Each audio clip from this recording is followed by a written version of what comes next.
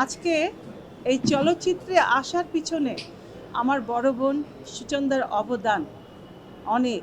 আজকে সত্যি কথা বলতে কি, আমি অভিনেত্রী চম্পা হিসাবে কিন্তু আসতে চাইনি, চেয়েছি বড় বোন সুচন্দা, উনি আজকে অ্যাওয়ার্ড পাবেন, আজীবন সম্বর্ধনা।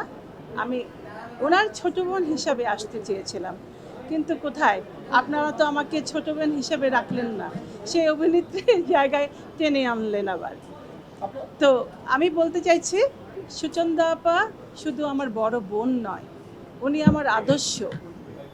আজকে এই চলচ্চিত্রে আসার পিছনে আমার বড় বোন সুচন্দার অবদান অনেক, পুরোটাই। আর আজকের এই চম্পা উনি যদি না আনতেন, হয়তো আপনারা দেখতে পেতেন না।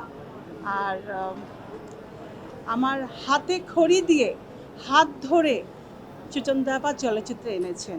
শুধু আমাকে একা নয়, আমার আর এক বোন ববিতা, তাকেও এনেছেন। দুটো বোনকে উনি এনেছেন। তারপর পরিপূর্ণ হলো চলচ্চিত্রের ৩ কন্যা। আর বড় আপার এই আজকের অ্যাওয়ার্ডের জন্যে আমি অত্যন্ত আনন্দিত।